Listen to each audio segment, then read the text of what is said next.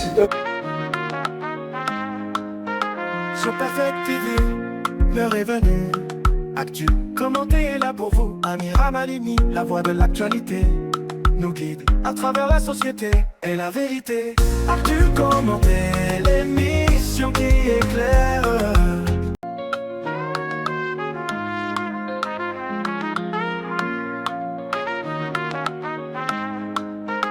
Sur Perfect TV, l'heure est venue.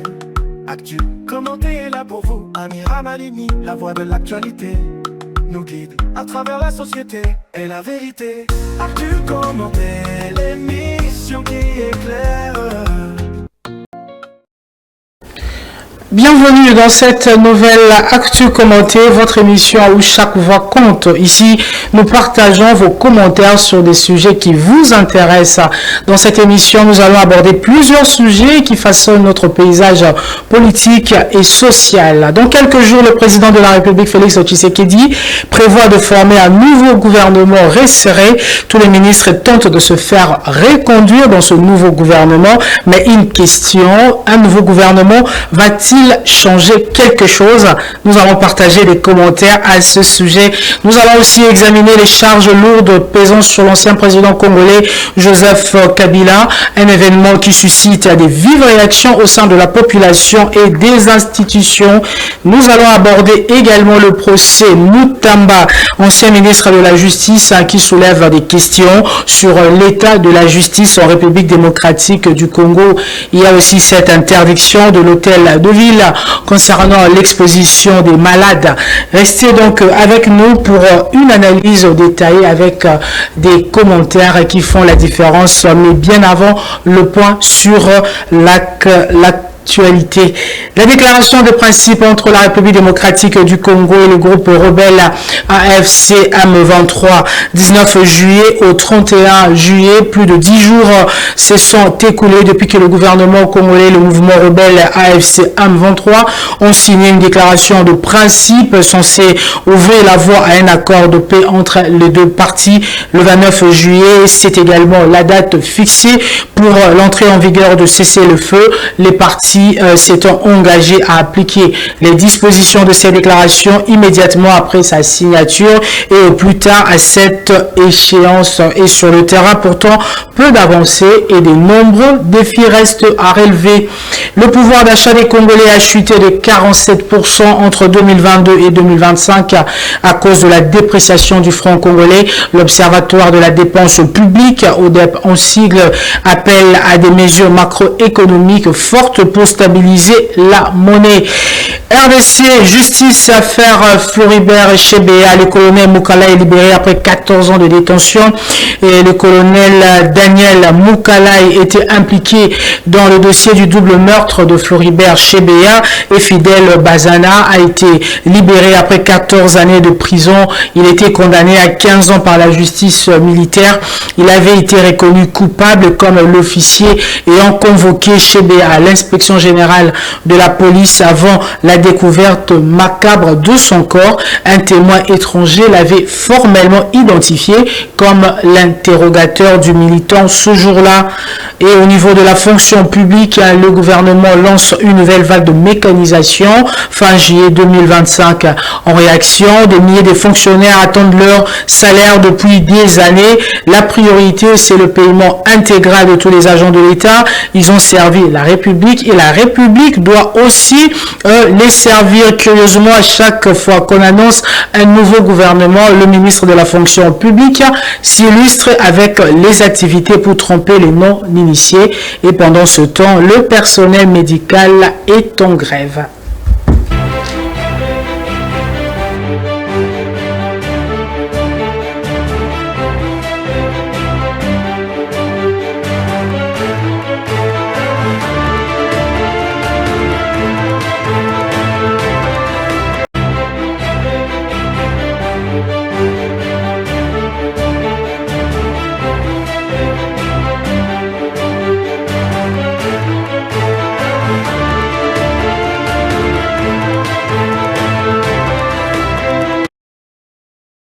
Le président de la République, Félix Tshisekedi, travaille à la formation d'un nouveau gouvernement qu'il qualifie de resserré, mais aussi ouvert à d'autres forces sociopolitiques. Quelles sont les implications? Quelles implications cela aura-t-il pour la dynamique politique du pays? Nous avons recueilli les avis des experts et d'acteurs politiques pour mieux comprendre ce tournant.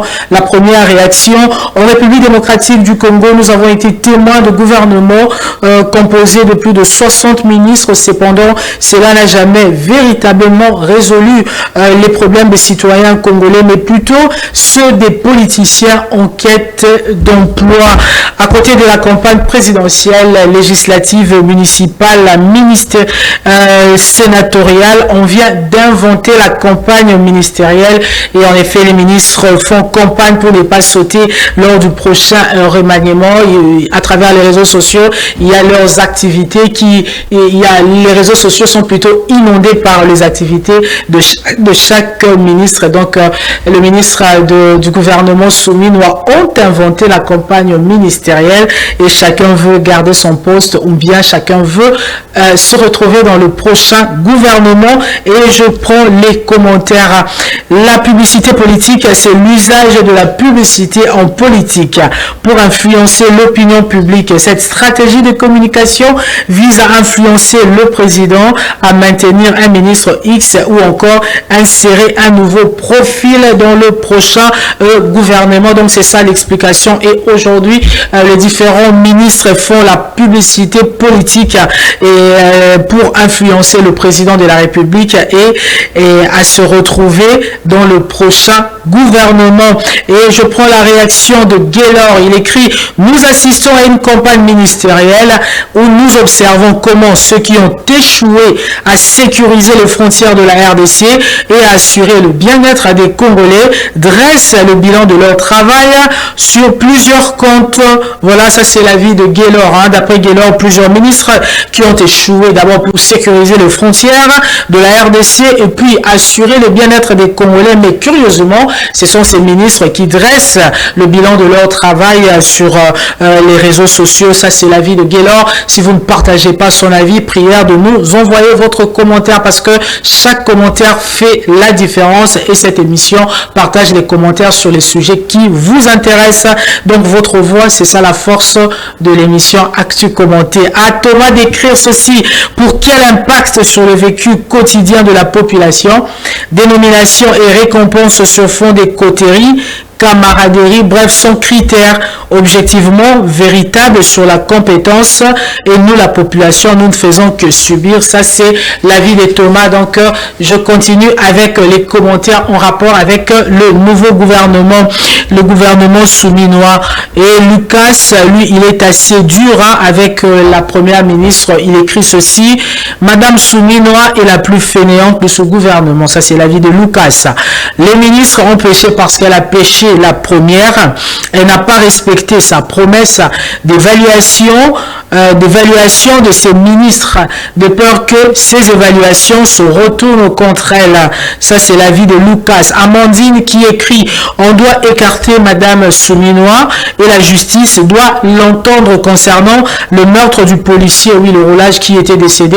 Il y avait les gardes de Madame Souminois qui avaient été entendus, mais pas la première ministre. Mais pour Amandine, Madame Souminois ne doit pas se retrouver dans le prochain gouvernement. En tout cas, c'est son avis. Et puis, elle ajoute, elle doit aussi être entendue dans l'affaire de 145 territoires. Ça, c'est l'avis de Amandine. Vous partagez un autre avis. Faites-nous parvenir votre commentaire. Ça, c'est très intéressant. Il écrit ceci, c'est vraiment une belle réflexion. Nul ne pourra effectivement diriger un gouvernement en RDC si les ministres agissent comme des agents du président sans jamais rendre compte au chef du gouvernement. En tout cas, ces commentateurs contredit un peu Le commentaire de Lucas, ça c'est selon lui, les différents ministres agissent comme des agents du président, mais ne rendent pas compte au chef du gouvernement.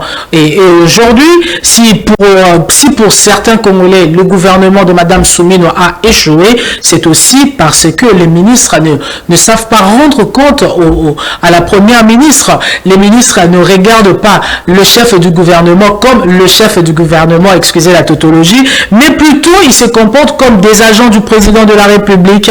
Alors, selon cette réflexion, malgré les dispositions de la Constitution, nous évoluons dans une configuration politique déséquilibrée où le gouvernement ne fonctionne pas comme un organe collégial et cohérent. Chaque ministre semble agir selon ses propres priorités, animé d'une volonté manifeste de ne répondre qu'au président de la République. Ce faisant, il revendique des résultats à titre personnel ou au nom du président, en oubliant qu'ils sont d'abord sous la tutelle du Premier ministre, alors que le bilan du gouvernement incombe à ce dernier. Oui, ça c'est vraiment un problème, et un problème. Espérons que le prochain Premier ministre, bon, si Madame Judith Souminois est reconduite, espérons qu'elle tiendra compte de cela.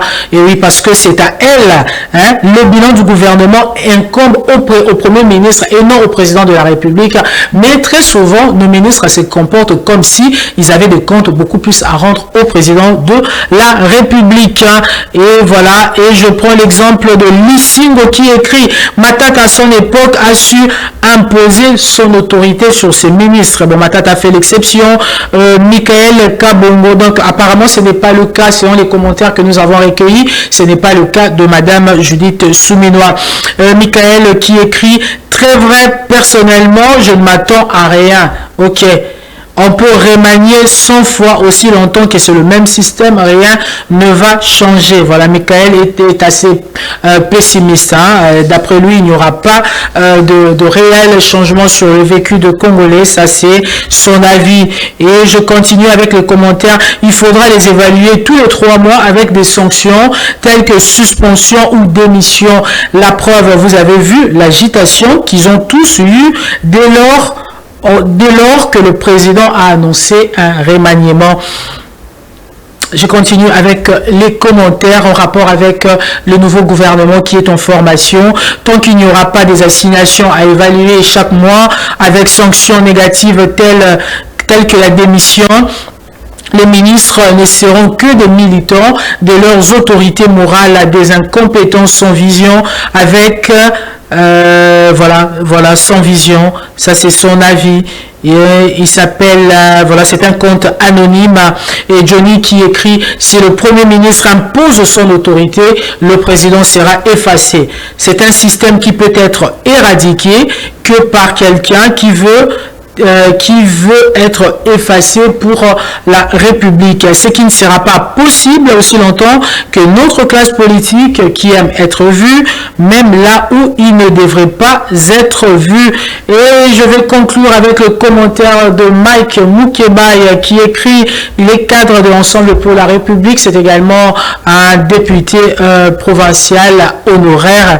Il écrit: un remaniement du gouvernement annoncé, un gouvernement qui ne changera rien au moment où le dialogue national se dessine de la manière irréversible, juste une occasion de saigner encore les caisses de l'État avec des faramineux frais d'installation auxquels auront droit les membres du nouveau gouvernement. Mais il y a ce commentaire quand même, je vais revenir sur ça, le commentaire de Johnny. Il y a vraiment un problème avec nos ministères, il y a un problème avec nos ministères, un problème avec nos ministres. Il dit ceci: si le Premier ministre impose son autorité, le président sera effacé. Parce que très souvent dans notre pays, on a l'impression que c'est le président de la République qui est le Premier ministre.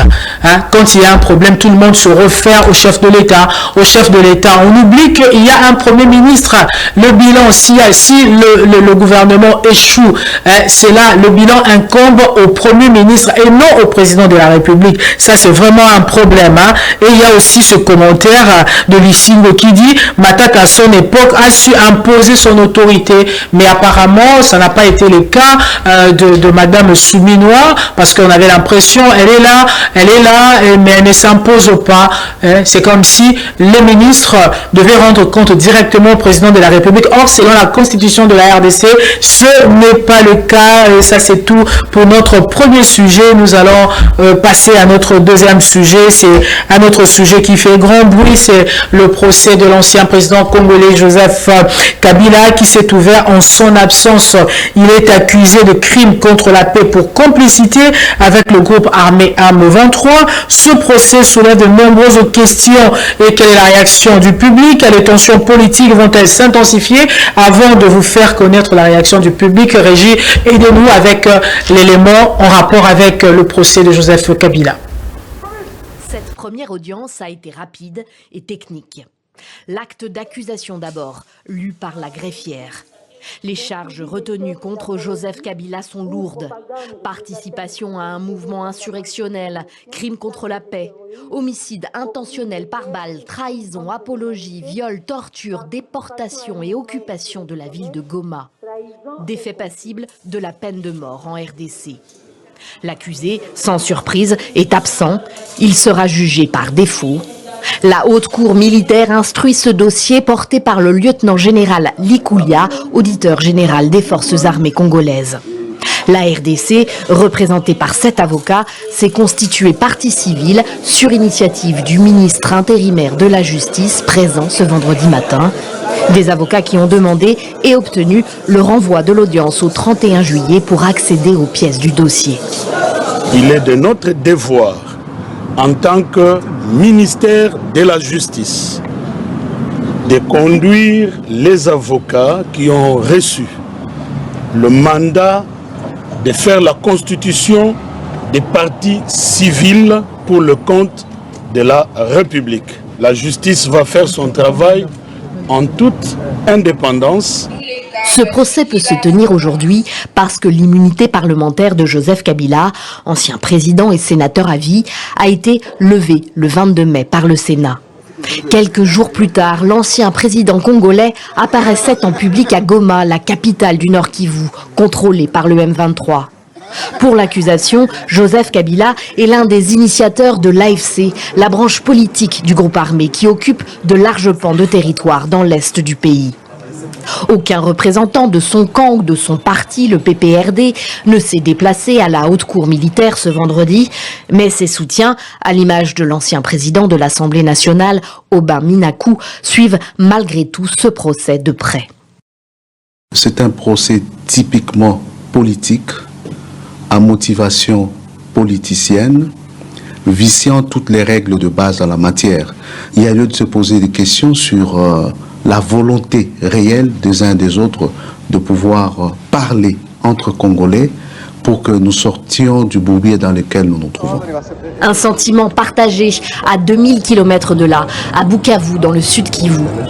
La population attend beaucoup là-bas du processus de Doha où le gouvernement congolais et le M23 négocient la paix.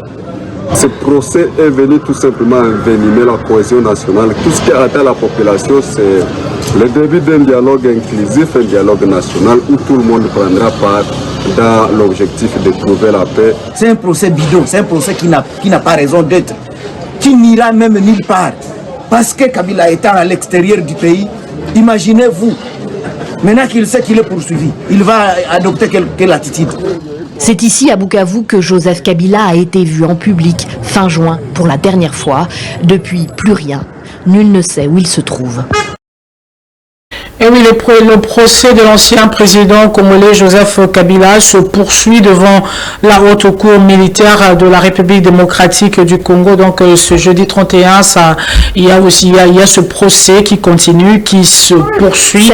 Et après s'être déclaré saisi lors de la précédente audience, la juridiction militaire a reçu la constitution des partis civils de la RDC. Les avocats ayant fait cette constitution à l'audience ont sollicité sollicité une remise pour leur permettre de compulser les pièces du dossier et préparer leur défense. Cette demande à laquelle la Haute Cour a accédé et a renvoyé l'affaire. Donc le ministère public représenté par le lieutenant général Likoulia, qui est auditeur général des forces armées de la République démocratique du Congo, avait demandé que Joseph Kabila, qui n'est pas présent au procès, mais aussi en dehors de la ville-province de Kinshasa, soit jugé par défaut.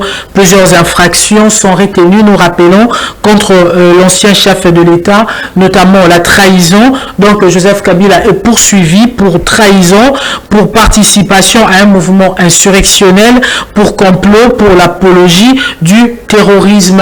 Et il faut rappeler que cette procédure fait suite à l'injonction qu'avait donnée le ministre de la Justice, laquelle injonction a débouché à un réquisitoire adressé au Sénat qui a voté l'ouverture de poursuites judiciaires contre le 4e président de l'histoire de la République démocratique du Congo. Donc ce sera une première et ce procès est vraiment commenté au niveau de la population, même au niveau des institutions. Et je vais prendre une réaction, voilà.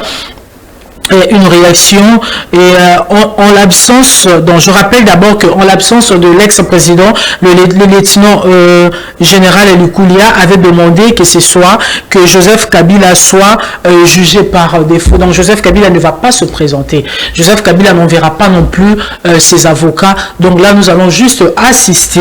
Voilà, ce sera un procès avec le ministère public. Donc, comment il s'appelle déjà, le lieutenant général Likoulia, c'est lui qui va étaler toutes les preuves qu'il dispose. Et nous allons connaître pourquoi est-ce que Joseph Kabila est jugé pour trahison. Donc ça, c'est vraiment la haute trahison. Ça, c'est selon les accusations lourdes qui pèsent contre Joseph Kabila. Et si Joseph Kabila, à la fin, est reconnu coupable, il sera donc condamné à mort certainement comme Corneille Nangaa et les autres. Ça, c'est le procès qui se poursuit. Il est là, donc lui, c'est le lieutenant général Likoulia. C'est lui, donc l'homme de la situation, c'est lui qui va étaler en fait toutes les preuves qu'il détient contre Joseph Kabila pour haute trahison. Donc pour trahison, pour participation à un mouvement insurrectionnel. Il va démontrer pour complot, pour l'apologie du terrorisme dont nous allons découvrir. C'est un procès plutôt qui se déroule devant la haute cour militaire. Et la personne et le ministre, c'est une procédure qui fait suite à l'injonction qu'avait donnée le ministre de la Justice. Le ministre en question qui avait ouvert ce dossier, qui voulait que Joseph Kabila soit poursuivi. Lui également, il est poursuivi. Je vais demander à la régie d'abord de balancer la vidéo du procès de l'ancien ministre de la Justice, Constant Moutamba, c'était lui en fait tout avait commencé par lui. Il avait écrit à ce que Joseph Kabila soit poursuivi et il avait écrit au Sénat. Sénat a voté la levée des immunités de Joseph Kabila et voilà, il y a ce procès et lui aussi il est poursuivi. Régie, aidez-nous avec cet élément, nous allons revenir pour les commentaires. Moyen de défense. Je suis convaincu que si cela m'avait été accordé, on ne serait pas délivré. Parce que je crois au haut magistrat qui instruisait ces dossiers. Si vous voulez, je peux le citer, le magistrat Kabila, parce qu'il est objectif. Si nous avions pris le temps nécessaire, nous n'en serions pas arrivés là devant votre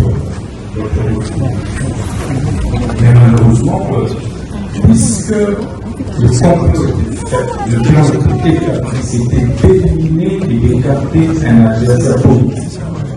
Donc ils ont violé toutes les règles de droit. Le président, c'est le gars aussi de la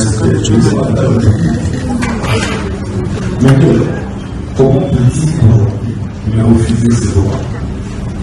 Le droit de pouvoir recourir devant la Cour constitutionnelle pour pouvoir présenter ces irrégularités observées lors du vote ces différents diplômes. Et donc, je pense humblement qu'il est de mon droit, en tant que prévenu, de pouvoir soulever ce moyen afin que votre recours me dise ce soir, ce n'est pas fuir, j'ai promis au ministère public et je vais affronter ce procès jusqu'au bout. Parce que l'unique façon pour moi de déclarer mon innocence, c'était d'affronter cette réalité. Et que c'est le prix d'un combat que je paie. Et je suis prêt à le payer jusqu'au bout. Donc je voudrais vraiment le rassurer que j'avais toutes les possibilités d'éviter cette humiliation, mais j'ai voulu passer par cette humiliation. Parce qu'en tous les cas, le cours des épreuves qui nous arrivent dans la vie, ce n'est pas forcément pour nous enfoncer. C'est peut-être des leçons de vie que nous apprenons, mais c'est aussi peut-être pour un tremplin.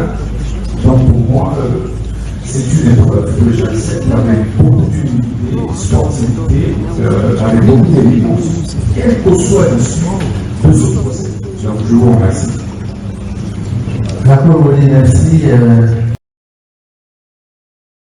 Constant Moutamba et ses avocats ont saisi la Cour constitutionnelle avec 2 requêtes contestant la constitutionnalité du vote à main levée à l'Assemblée nationale qui a autorisé les poursuites contre lui ainsi que l'annulation d'une exception par la Cour de cassation. Ils demandent la suspension du procès en attendant la décision de la Cour constitutionnelle. Le juge de la Cour constitutionnelle, les juges de la Cour de cassation s'étaient retirés pour délibéré et il s'était retiré pour délibérer. Je prends les commentaires et puis nous allons poursuivre avec ce procès. Le premier commentaire nous vient de Gédéon. Gédéon écrit ceci: le droit voudrait que lorsque la Cour constitutionnelle est saisie d'une question d'inconstitutionnalité, la juridiction doit surseoir afin que celle-ci se prononce. Nous ne sommes nullement dans le système américain où tous les juges compétents sont compétents sur la question. En fait, c'est ça en fait la situation.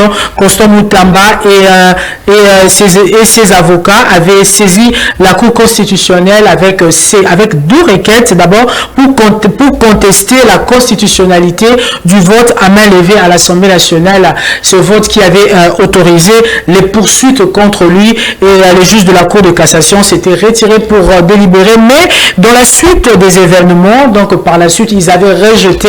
Donc pour eux, Moutamba doit être poursuivi et tout ce que le ministère public avait le procès plutôt, le procès va se poursuivre parce que cette demande avait été rejetée. Donc, est-ce que les juges de cassation ont péché en rapport avec le droit? Donc, nous allons le savoir. Ça, je prends ce deuxième commentaire Crispin qui va dans le même sens. D'après lui, dès lors que la Cour constitutionnelle est déjà saisie pour une exception d'inconstitutionnalité, la juridiction devant laquelle le procès est enclenché en cas d'espèce, la Cour de cassation doit surseoir et attendre l'arrêt de la Cour constitutionnelle. Mais non, ce n'est pas ce qui s'est passé. Est-ce que la Cour de cassation a péché? Parce que les juges de la Cour de cassation s'étaient retirés, mais malheureusement, ils ont rejeté et le procès se poursuit. Donc, c'est lui qui voulait assez que Joseph Kabila soit poursuivi. Lui-même aussi, il est poursuivi. Donc, je continue avec ces commentaires. Remise de procès. Ça, c'est un compte anonyme qui écrit: la messe a déjà été dite. Là, il s'adresse directement à Moutamba. Vous êtes victime d'avoir craché sur Félix Tshisekedi qui n'a pas votre niveau. Vous intégrez dans le gouvernement était un appât très dangereux. Donc ici, ce compte est en train de rappeler, parce que il y a très longtemps, bon, pas très longtemps, mais il y a quelques années, c'était Moutamba qui avait fait cette déclaration. C'était au cours d'une émission.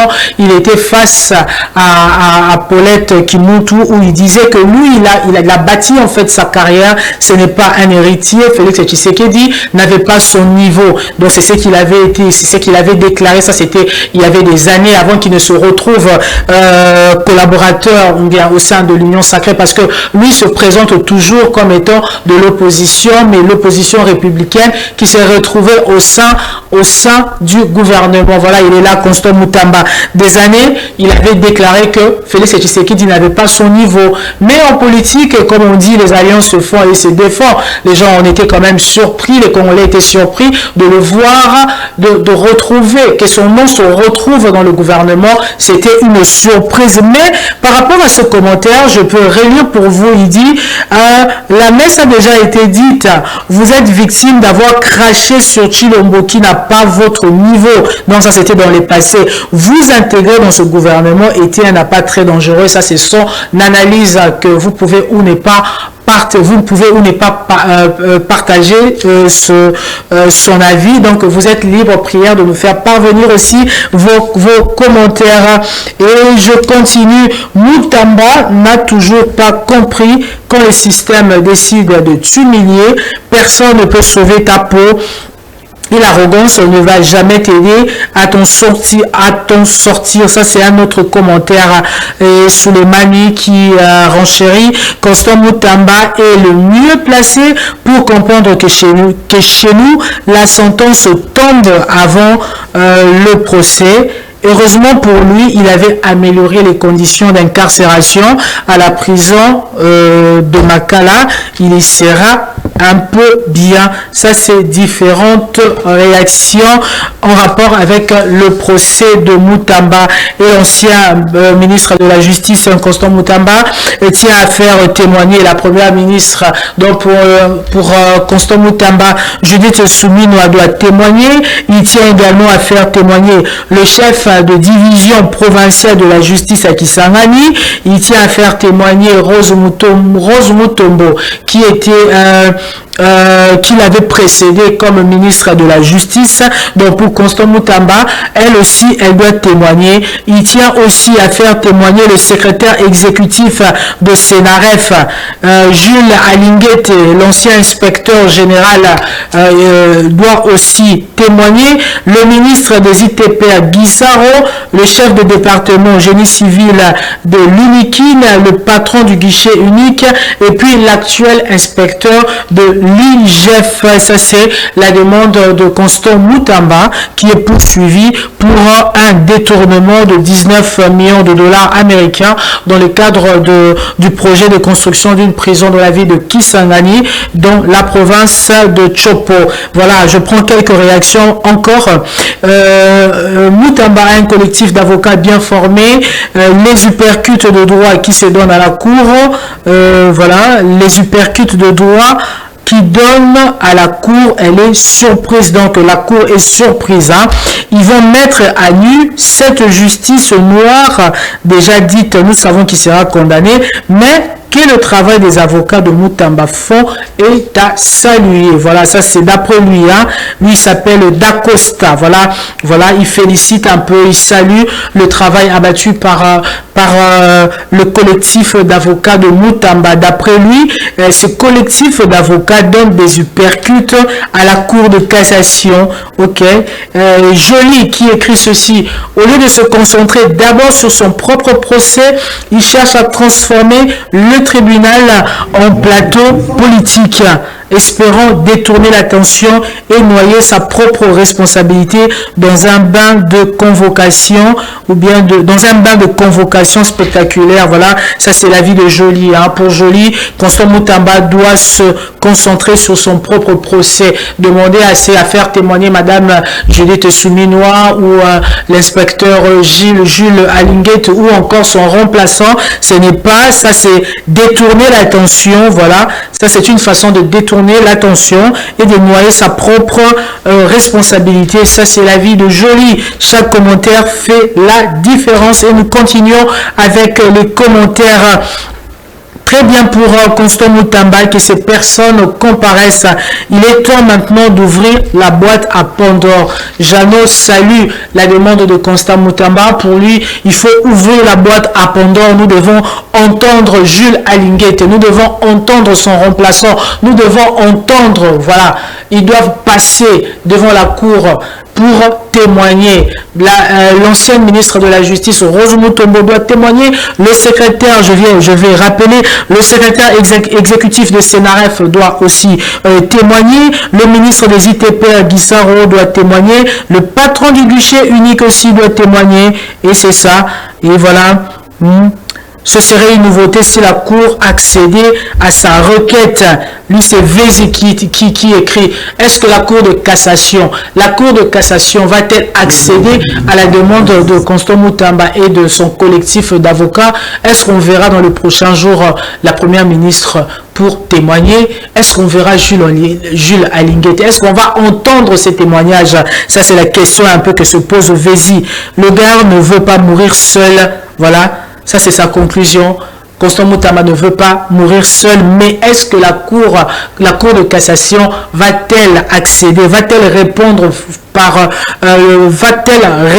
positivement à la demande de Constant Mutamba et de son collectif d'avocats? Ça, en tout cas, on va le savoir parce que le procès jusque-là se poursuit malgré la demande d'inconstitutionnalité qui avait été soulevée. Les juges de la Cour de cassation s'étaient retirés et puis ils ont dit niet, le procès se poursuit. Et je vais prendre ce témoignage. Lui s'appelle Joseph. C'est un ancien prisonnier de Makala. Il écrit ceci. J'ai été en prison de Makala pendant 14 mois. Je conseille à Mutamba, Constant Mutamba, donc ancien ministre de la Justice, d'être sage, de ne pas citer les gens en désordre dans son dossier.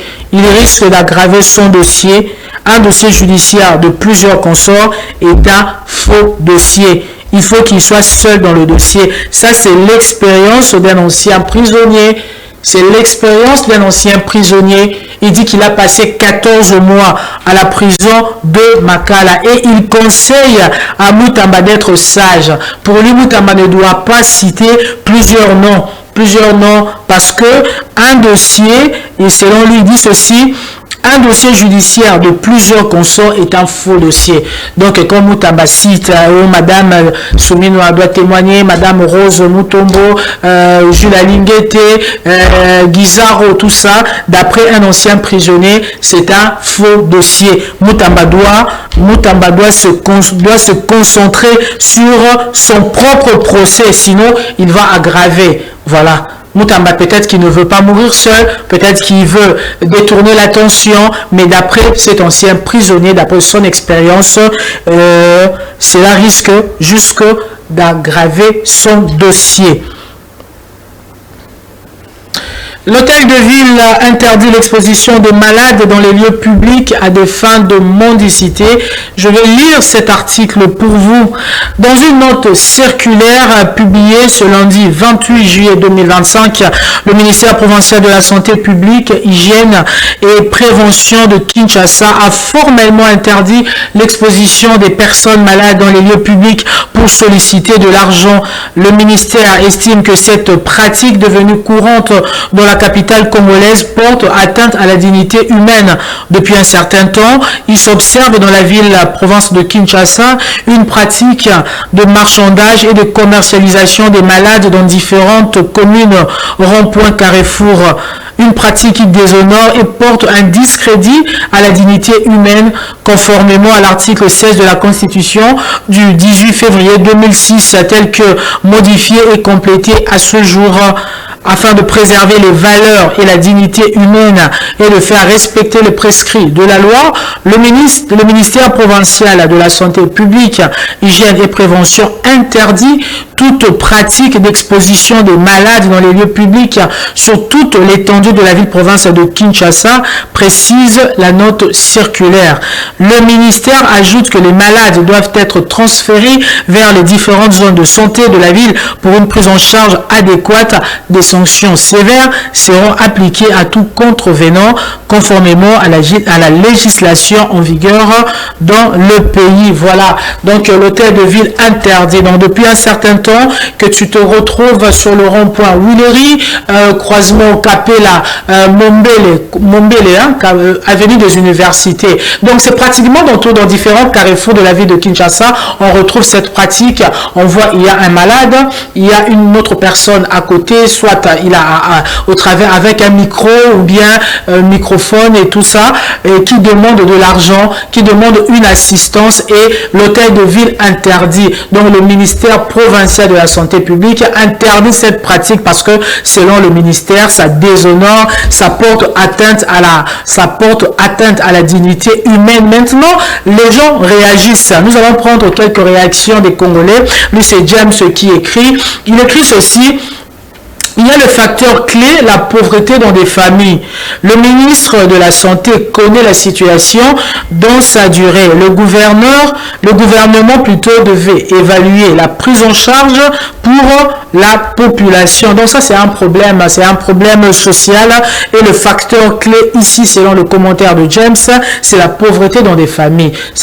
Voilà, il y a des familles. Il y a tellement la pauvreté dans la ville de Kinshasa. Il y a des maladies, des fois qu'on ne sait pas soigner. Et au niveau de la famille, on se sent incapable. C'est la raison pour laquelle les gens se retrouvent au niveau des carrefours, dans les rues de Kinshasa, pour demander l'aide, l'assistance des personnes de bonne volonté. Et au niveau du ministère de la Santé et Prévoyance sociale, donc le ministère provincial, cette pratique est interdite. Mais cependant, selon les citoyens, les Congolais approchés, il faut tenir compte de l'aspect économique. Il faut tenir compte de la dimension, je ne sais pas, humanitaire, la dimension humaine. Il y a un facteur clé, la pauvreté. Des fois, les familles se retrouvent avec une personne très malade, des personnes qu'on ne sait pas soigner, des personnes qui n'ont pas droit, qui n'ont pas accès dans différents hôpitaux. Maintenant, qu'est-ce qu'il faut faire? Ils se retournent pour obtenir de l'aide plutôt, ou bien une assistance auprès des personnes de bonne volonté. Donc, lorsque le ministre de la Santé interdit cette pratique, il faut aussi voir la dimension humaine. Il faut aussi parler maintenant de la prise en charge au niveau de la population.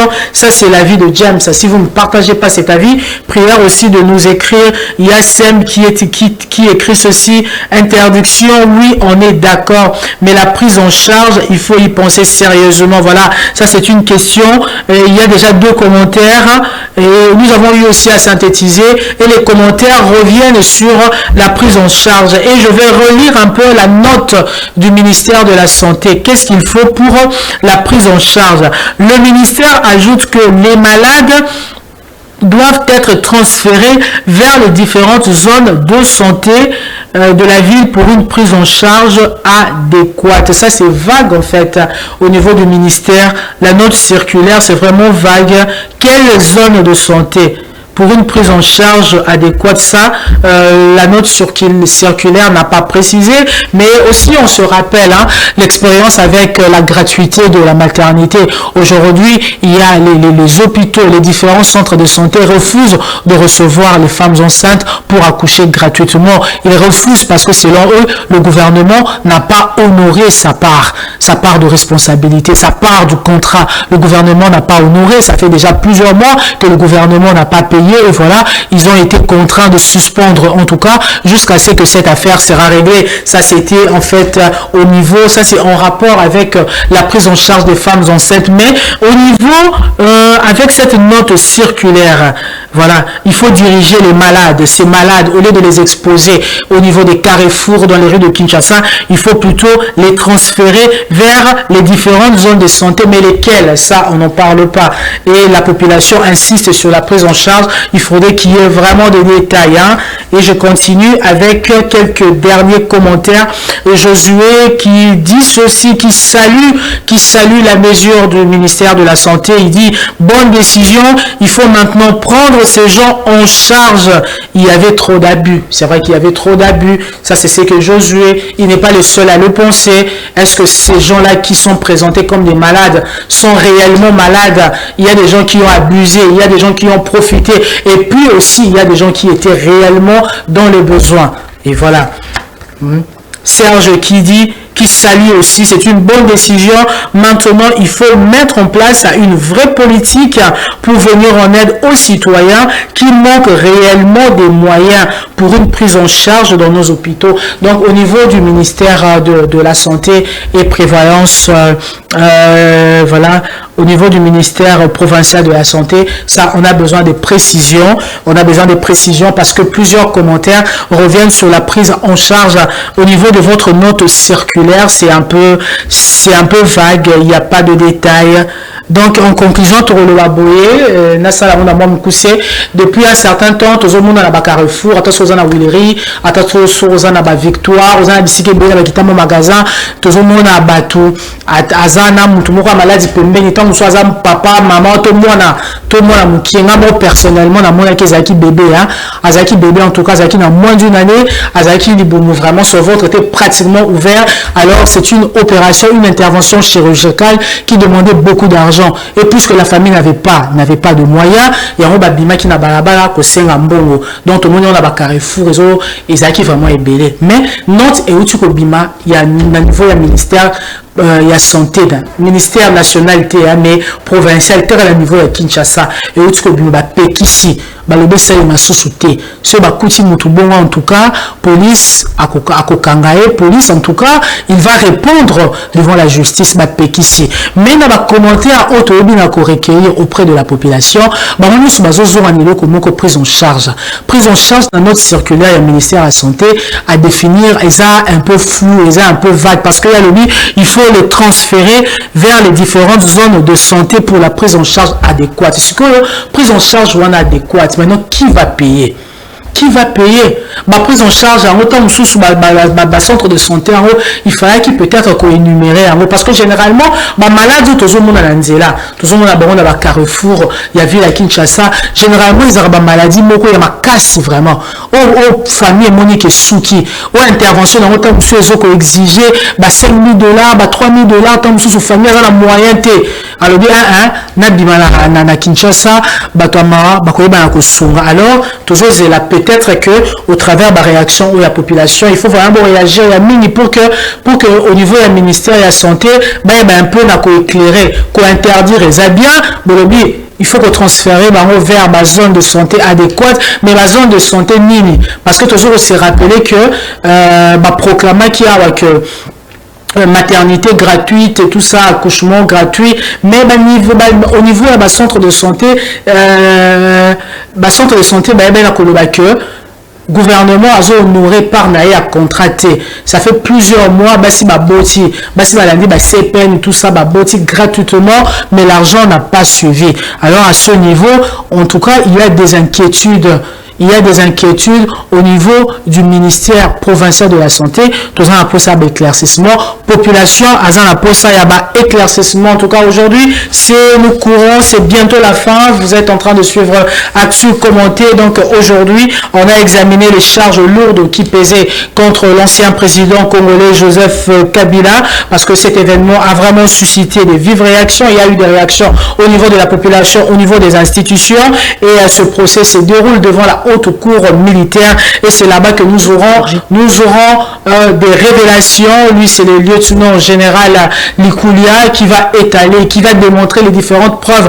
Pourquoi est-ce que Joseph Kabila est accusé de haute trahison, participation à un mouvement insurrectionnel et tout ça. Nous aurons des détails tout au long du procès qui se déroule devant la haute cour militaire. Il y a aussi le nouveau gouvernement qui se forme. Ça, c'est le président Félix Tshisekedi qui avait fait cette annonce, parce que le président prévoit de former un nouveau gouvernement resserré. Donc, ce qui veut dire le nombre de ministres sera vraiment réduit, et peut-être que certains opposants feront partie de ce gouvernement. Et depuis quelque temps, nous avons assisté à une campagne ministérielle sur les réseaux sociaux, et pourquoi pas au niveau de la télévision. Nous avons également parlé du procès Moutamba, celui qui voulait faire condamner Joseph Kabila, lui aussi est jugé devant la cour de cassation. Et voilà, nous avons parlé de ça. Et nous avons aussi parlé de l'interdiction de l'hôtel de ville concernant l'exposition de malades. Nous avons partagé avec vous différents commentaires. Comment est-ce que les Congolais réagissent par rapport à ces différents sujets nous avons partagé avec vous. Donc c'est la fin de votre émission Actu Commenté, cette émission où chaque voix compte, cette émission où nous partageons les commentaires sur les sujets qui vous intéressent. Prière aussi de continuer à envoyer vos commentaires et nous allons partager comme on le fait d'habitude. C'est la fin de cette émission et d'ici là, portez-vous bien et à la prochaine pour un nouvel épisode de votre émission Actu Commenté avec de nouveaux sujets.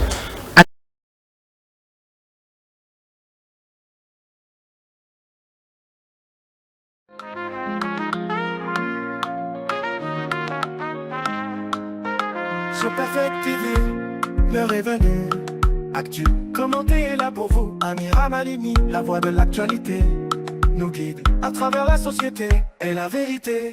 Actu Commenté, l'émission qui éclaire sur la RDC, chaque aspect, chaque lumière. Jeudi à 18h15, ne manquez pas. Rediffusion dimanche à 21h, soyez là.